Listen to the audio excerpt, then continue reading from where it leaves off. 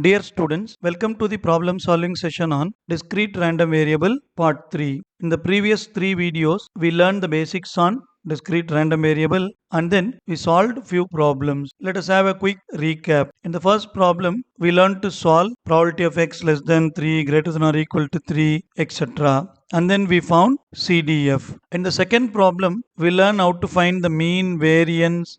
The third problem is little different. In the probability itself, we have a quadratic function instead of linear. So we learn how to find the A from this. In addition, we started solving problems on conditional probability in this problem. But there is one thing common. We see all the problems my x is going to be always positive. But it is not necessary x is always positive because we know x belongs to minus infinity to infinity. So in this session we are going to see a different problem. A discrete random variable as the probability function. Here we have x starting from minus 2 up to 3. We are going to find k, probability of x less than 2, probability of mod x less than 2, CDF, mean, variance, etc. So let us go into the problem. As usual, we know sum of probability is going to be 1. So either you can write in this format or you can write in the theoretical way. You can write the wording sum of probability is equal to 1. Now when you add this, we get 6k is equal to 0.4. So k equal to 0.4 by 6. So either you can keep in a simplified fraction or integer. So you know how to do this. Use your calculator, enter the value 0.4 divided by 6 and press shift button and then plus you have to press AB bar C. Then you can see the display like this 1 divided by 15. The meaning of this is 1 by 15. Therefore, we find the value of k, that is 1 by 15. Next, we are going to find the probability distribution. Since the problem has decimal, as I said in the earlier problems, when the problem is simple, don't substitute the k value or the constant a, c, whatever it is. If the problem has some decimal or some issues, better you substitute the value and make the table with values. Here k is 1 by 15. Let me substitute the values for the probabilities. Now I can write this 0.1 as 1 by 10, k is 1 by 15, 0.2 is 2 by 10, that is 1 by 5, and then 2 by 15, 3 by 10, and 3 by 15. You can see the typed version. Next we have to find the cumulative distribution function. For this I am going to take only x and probability of x because this is a little tougher for me to evaluate. We know that CDF is equal to probability of x less than or equal to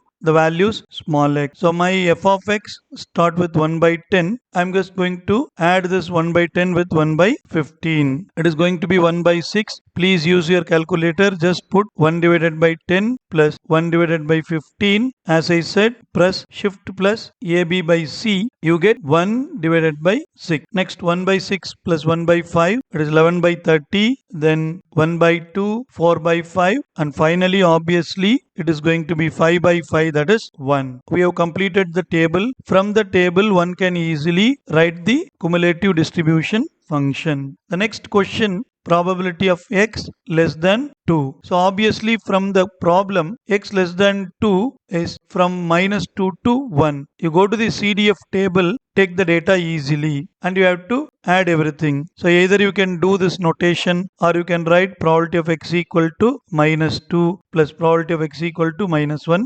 etc. So just follow one notation, it will be easy for you. Just for the information, I have typed like this. Then take the LCM or use the calculator. You can find probability of x less than 2 is simply 1 by 2. The next question is probability of x lies between minus 2 to 2. You can go to the table and we found it is minus 1, 0 and 1. So 1 by 15 plus 1 by 5 plus 2 by 15. You can simplify this and you can find the solution. Therefore, the answer is going to be 2 by 5. Sometimes in exams, the same question can be asked as find the probability of mod x less than 2. We know that mod x less than 2 means simply x lies between minus 2 to 2 excluding this minus 2 and 2. So easily we can identify this and we can solve the problem. So mod x less than 2 is x lies between minus 2 to 2. So probability of mod x less than 2 is probability of x lies between minus 2 to 2. So it is nothing but my previous problem. So the answer is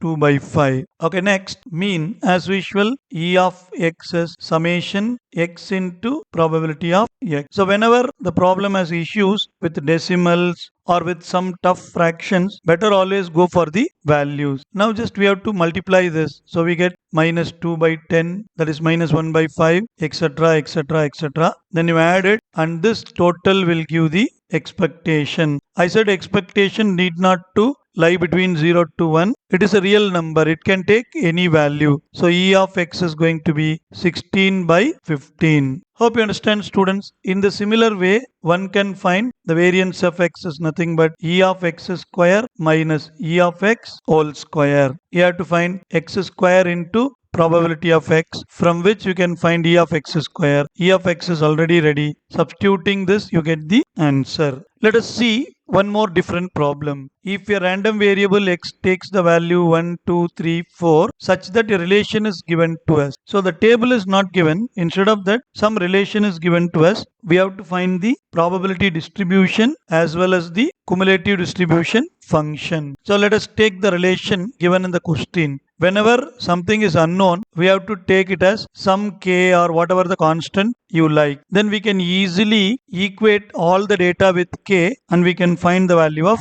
k. Now I will take the first one. 2 times probability of x equal to 1 is k. So probability of x equal to 1 is k by 2. In the similar way, for this I can write k by 3. For the third one, I can simply write k, and for the fourth one, I can write k by 5. We know that total probability is always 1 or sum of probability is always 1. Since the probability distribution has values 1, 2, 3, 4 for small x, then their probability sum is always going to be 1. Therefore, you can easily find the k value. Before that, let us fill the table and then the corresponding probabilities.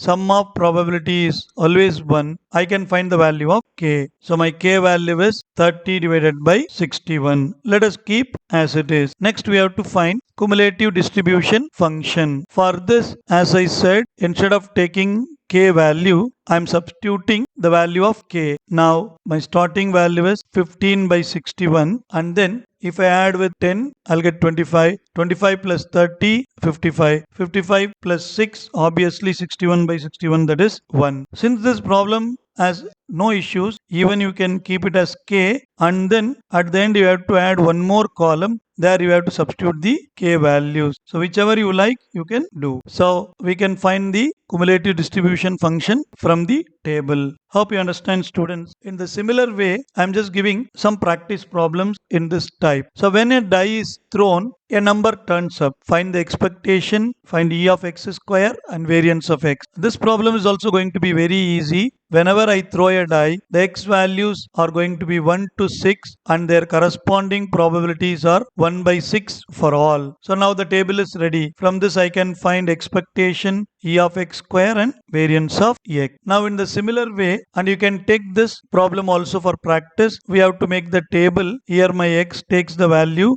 between minus 1 to 1 and you have to assume this as k, find the value of k and fill the corresponding probabilities and then you can find the CDF or whatever the question if they ask you mean of x, variance of x, etc, etc. So hope with these 5 problems you are confident to solve any given standard problems. Thanks for watching. Hope you found this video helpful. Subscribe to our channel and share it to your friends. See you in the next video. Bye bye.